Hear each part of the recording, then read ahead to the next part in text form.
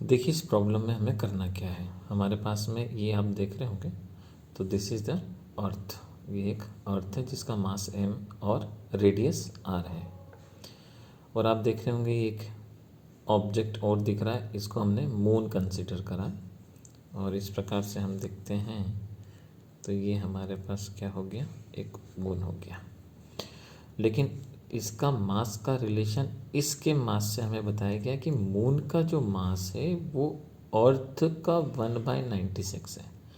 मतलब मून का मास जो है वो अर्थ से कितना है, 1/96 टाइम्स है। और उसी प्रकार से जो मून की रेडियस है, अगर उसको अर्थ के रिस्पेक्ट में समझा जाए तो मून की रेडियस अर्थ से 4 टाइम्स अपॉन में देखिए आप, 1/4 है, मतलब है ना, 1/4 टाइम्स है।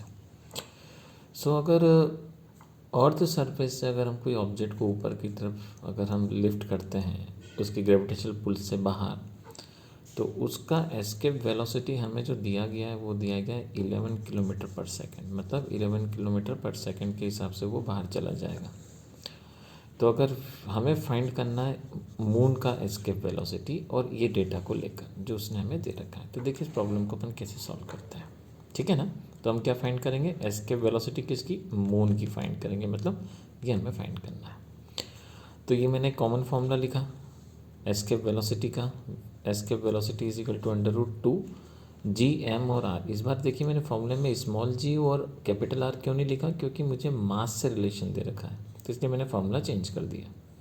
तो आप देखते हैं दूसरा फार्मूला मुझे अप्लाई करना ज़्यादा अच्छा रहेगा, क्योंकि उसी से मेरे को रिलेशन लगाना है। तो देखिए यहाँ पर इसकी वैल्यू दे रखी है 11, जो ऑलरेडी क्वेश्चन में गिवन है। अब आप मून के बारे में सोचिए, तो ज़रा ध्यान से देखिए, यही फॉर्मूला अगर मून पे लगाते हैं हम तो जी तो दोनों में कॉमन आएगा, यूनिवर्सल ग्रेविटेशनल कांस्टेंट। लेकिन मून का मास कितना है, स्मॉल एम, और रेडियस कितनी है, आर। लेकिन यही स्मॉल एम जब अर्थ के रिस्पेक्ट में हम देखते हैं तो m/96, देखिए 96 अपॉन में आ गया, क्योंकि m/96 है। मतलब इस m के प्लेस पर हमने लिखा m/96। वहीं आप r देखेंगे इसकी रेडियस, तो इसकी रेडियस आप देखिए ये दिखाई दे रही है आपको, ये दिख रहा, इसकी रेडियस r/4 है। मतलब अर्थ की रेडियस का 1/4। तो जब मैं इसको 1/4 लिखूंगा तो नीचे वाला 4 फ्रैक्शन के कारण कहाँ जाएगा, ऊपर। तो आप देखिए कि एक एक्सप्रेशन मिल जाएगा। तो ये दोनों एक्सप्रेशन हमें ध्यान में रखना है। अब हम क्या करेंगे, इन दोनों इक्वेशन को हम डिवाइड कर देते हैं। तो देखिए ये इक्वेशन को और इसको मैंने डिवाइड किया, और 4 से मैं 96 को भी डिवाइड करूँगा तो यहाँ से 24 मिलेगा, क्योंकि 24 का 4 से मल्टीप्लाई करने पे 96 आता है। तो देखिए यहाँ आपको एक्सप्रेशन दिख रहा होगा, जैसा मैंने बोला हम डिवाइड करेंगे। डिवाइड करते हैं तो देखिए क्या क्या कॉमन आ रहा है, रूट है 2gmr है, रूट है 2gmr है, लेकिन 1/24 है। तो अगर इतना हिस्सा आप ध्यान से देखें वो कैंसिल हो जाएगा और ये 1/24 रूट का रूट में मिलेगा। अब एक काम करिए, ये जो 24 है रूट का, ये कहाँ चला जाएगा, ऊपर। तो आपको ये एक्सप्रेशन आ गया। अब एस्केप वेलोसिटी ये निकला वेलोसिटी और मास का, सॉरी अर्थ का, और ये मून का न्यू के फॉर्म में। अब आपको फाइंड क्या करना है, इसी को फाइंड करना है, तो इसको ऊपर ले जाइए और 24 को नीचे लाइए। तो ये काम हमने यहाँ पे किया।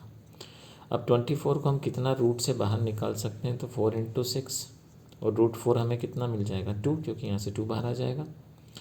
सो आप देखेंगे सेम ये आपको जो फाइंड करना है मून का एस्केप वेलोसिटी, उसमें हम देखेंगे तो 2 को बाहर निकालते हैं, तो ये जो आंसर निकल के आए 11/2√6, और यहाँ से किलोमीटर पर सेकेंड, ये किसका आ जाएगा, मून का एस्केप वेलोसिटी आ जाएगा। और इस प्रकार से हम इस क्वेश्चन को सॉल्व करते हैं।